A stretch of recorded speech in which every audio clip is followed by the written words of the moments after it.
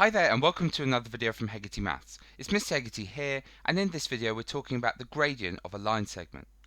Let's start by plot the following pairs of coordinates and join a line between the two to form four different line segments. Off you go. Right, hopefully you got the following. And what I want you to notice there is that the lines are of different steepness. For A, as you go across one, you go up only one. But for B, as you go across one unit, you go up 2 units. For C, as you go across one, you go up 3. And for D, as you go across one, you go up 4. So if you thought of these as maybe the slope of a mountain, which one would be the hardest to climb? Well, D, it's the steepest, then C, then B, then A would be the easiest out of all of them. Now, we don't use the term steepness of a line. We call it the gradient of a line segment. Okay, so that's what we're dealing with here, the gradient. A has the smallest gradient, D has the largest gradient, because as you go across one, for A you only go up 1, but for D, as you go across one, you go up 4. And we're going to be talking about the gradient, how to calculate it, and what we define it as.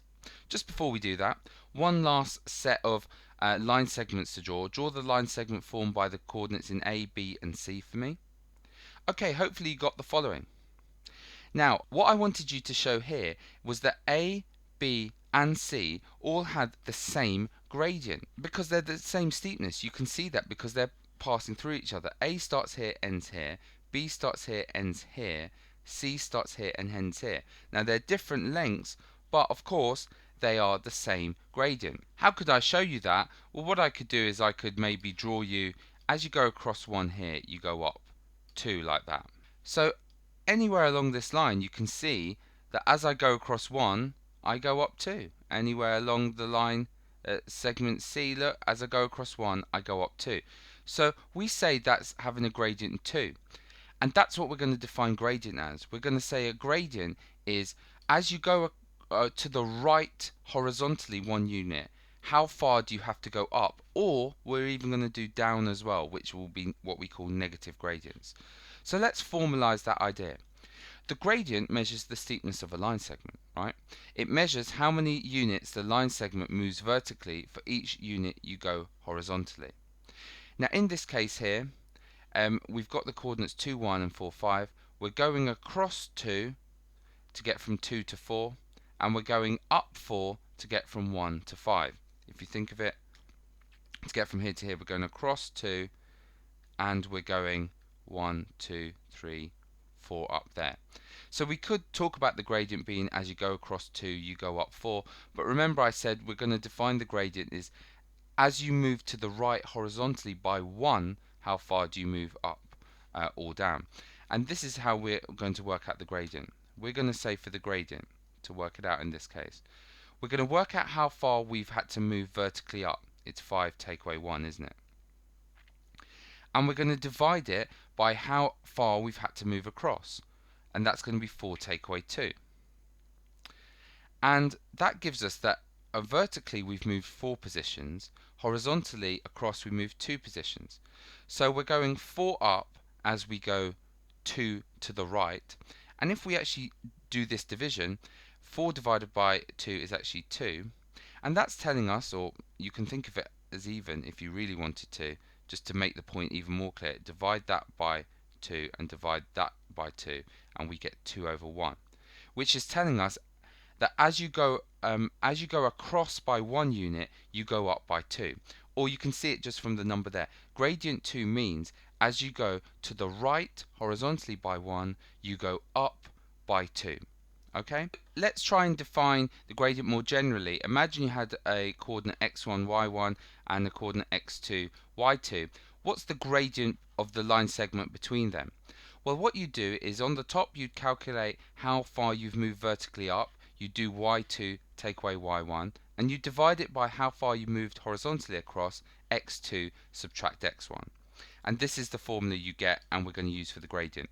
The gradient is always y2 subtract y1 divided by x2 subtract x1, and sometimes you hear it shortened to the difference in y's, how far you've had to move up, i.e. divided by the difference in x's.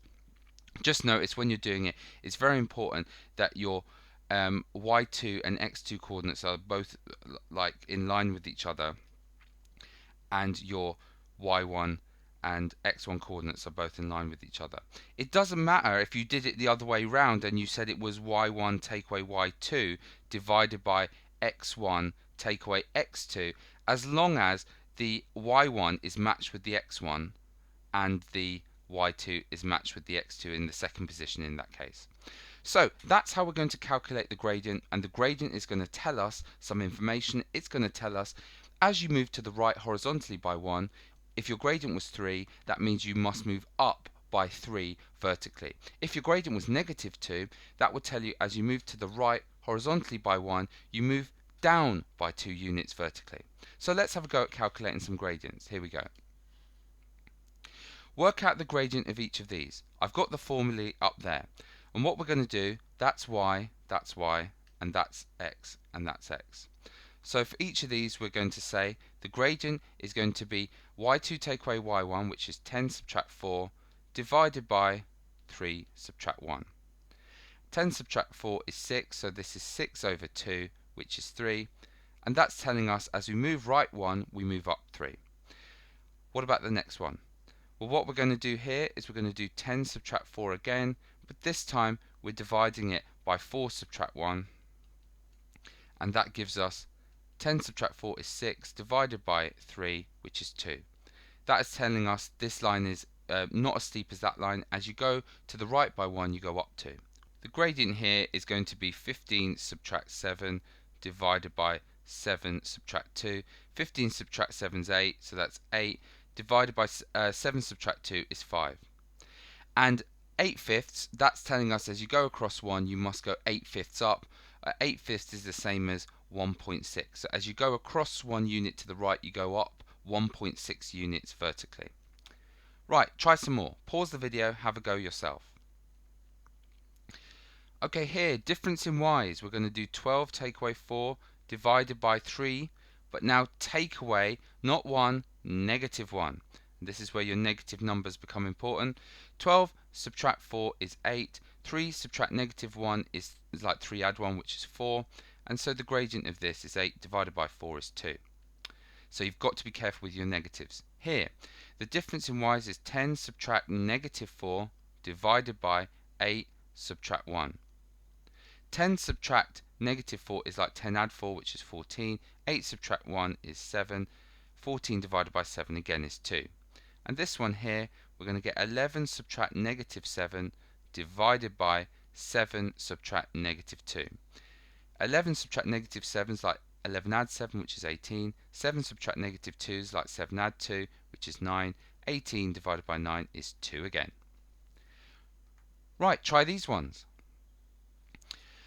Okay, same old stuff. Difference in y's is going to be 12 subtract negative 4 divided by 3 subtract negative 1, which is going to equal 16 over 4, which is 4. Here again, we're going to have negative 18 subtract negative 4 divided by negative 8 subtract negative 1. That's going to be negative 18 add 4, which is negative 14. Negative 8 add 1 is going to be negative 7, which is going to be 2. Negative 14 divided by negative 7 is 2. And the last one here, negative 11 take away negative 7 divided by negative 7 take away negative 1. Negative 11 add 7, this effectively is negative 4. Negative 7 add 1 is going to be equal to negative 6. And we can divide top and bottom by negative 2, and we get 2/3. As you go to the right one, you go up 2/3 of a unit. Okay, what about these ones? Work out the gradient of the line segment between these. Well, same old stuff. The difference in y's is 5 take away 5 divided by 3 take away 1. 5 take away 5 is 0.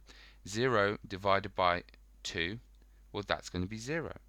Let's just have a think about this. If we draw it, 1 5 is 1 5, 3 5 is 3 5, and if we draw a line between them, we have that.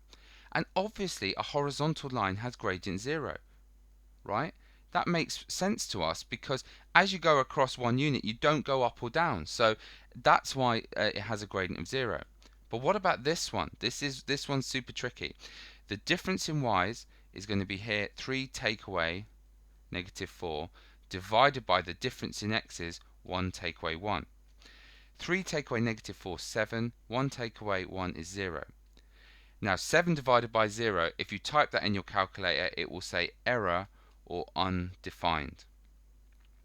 Maybe let's draw a picture and see why that might be the case. 1, negative 4, 1, negative 4 here, 1, 3 is there. The line segment between these would be like that.